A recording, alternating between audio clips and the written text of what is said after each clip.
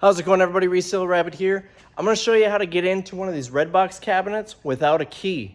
And you can do it without damaging the unit also.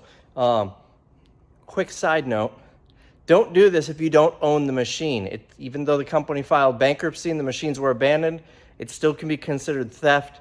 It's not worth the risk. Own the machine, bring it to your home, your warehouse, wherever before you break into them. But it's actually really simple. So we're gonna do this blue one here. It's a standard Redbox machine. It's an indoor unit. Came out of Walmart. All the ones that I have are indoor units. Now the first thing we wanna do, the back, we're gonna take all these screws out to remove this back panel. It's a standard square Robertson head. Some of the outdoor ones, I'm told, have security bits. So you will need security bits, which are like a torque wrench or a Torx head with a little dot in the middle. You'll need those. You can pick up a set of bits for it at Harbor Freight or wherever you buy tools. But these indoor units, it's just Robertson. So we're going to pull this off. Very simple. Now there's nothing actually holding this in place, so for safety's sake, I would save one of the top ones for last. You can see it already came dislodged. Another thing to consider, the antenna is coming out of the top on this unit, but some units, they ran it out of the vent.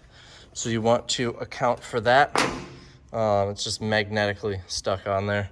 In this case, that's not a concern. So I'll take this last screw out.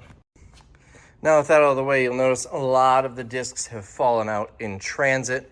You don't want to rotate this until you've taken the discs out or push them in, that way it doesn't break any of them. But we want to clear out as much as we can from the D rack, which is the fourth one from the top. Now this can be rotated. Just make sure you're looking around these edges, nothing sticking out and getting caught on there. Now we need to get straight back here. So I'm just gonna kind of knock these over. We're at the back of the lock right here. You can kind of see it right there. That's the back of the lock. I'm gonna show you once it's open exactly what I'm doing. But this is the lock. We want to get to it from the back here, and we're just going to use a flathead screwdriver. But first thing you want to do is you want to look at the lock here. Is the text on here right side up or upside down? In this case, it's upside down, so this is going to be actually a lot trickier.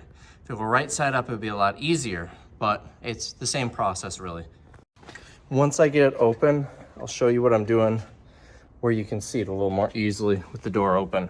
So you can see the lock here, and now you might notice on the top of the lock there's a little square right here. If it were right side up, you just push on that and it would pop open. However, because it's upside down, we need to hit the one on the bottom. So we're just going to dig in there with a screwdriver until we do it, and you'll hear a loud clunk when you get it. I'll show you from this angle. I'm basically sticking my arm all the way in here and pushing on it. There we go. You hear that thud? That, we'll just walk around here, pop this out.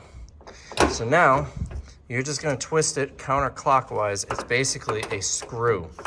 And you're gonna do this until it's unlocked. Give it a pull every so often.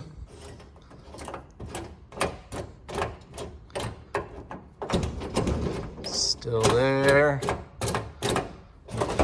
There we go. We are open.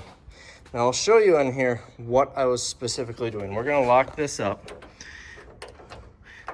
We will do upside down. Well, let's do upright first. So push that in to lock it. Now you see this little square right here on the top.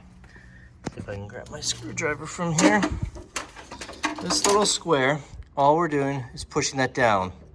And what that does, I'm using my left hand here. Let me switch hands for you. What that does is it pops it out. I'll show from this side what's happening. Now I have to use my left hand. When I push that in, it pops it out. Now, what happened that made this one more difficult is it was upside down. So that means that little tab isn't here. It's I don't even know if you can see that. It's down here. So you have to reach in and push it up from right there, and that pops it out. And it's as simple as that. Now you have it open. Now, if you want to disable this lock, the way it works is this screws into that. And then when you push it in, it actually locks it in place. Easiest way to disable it is to put a screwdriver in here and use a hammer. I don't have a hammer handy. And just pop that piece out. These little tabs, you might be able to do it without a hammer. These little tabs will go in. There you go. Now that little screwed in piece is missing, and there's no way to lock this machine. And then of course, there it is. If you wanted to be able to lock it again, you just pop this threaded piece back in. But it just screws onto there. And then when that's pushed in, make sure we're up. When that's pushed in, now this isn't going anywhere. So that's how you unlock one of these. It's that simple.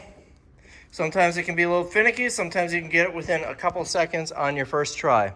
That is all the units should be the same with the exception of the screws on the back. You may see security bits on the outdoor units. It doesn't matter if it's red or blue, old or new, they're all the same thing. Just screws on the back. They're very easy to get into. Now, once you've got in, that's where the fun starts. Now you can start modding it to use it for your own movie collection or video game collection. Put your gaming system hooked up to the screen or whatever you want to do with this. Or just keep the DVDs and scrap the machine. But make sure you're only doing this if you own the machine. If you don't own the machine, it can still be considered vandalism, or theft. So anyways, I hope this video was helpful, and I will see you guys in the next one. Oh, one more thing. If anybody is near Green Bay, Wisconsin, or wants to drive up and buy some of these machines, I had 8 of them. I believe I have 4 or 5 left for sale. I'm selling them as a complete unit or individually. Of course, this is only relevant if you're watching this when the video first came out. And if you want to see the whole video of me going through the whole story behind this and how much I make off of these, that video will be coming up soon as well. But for now, that's all I've got for this one. I will see you guys in the next one.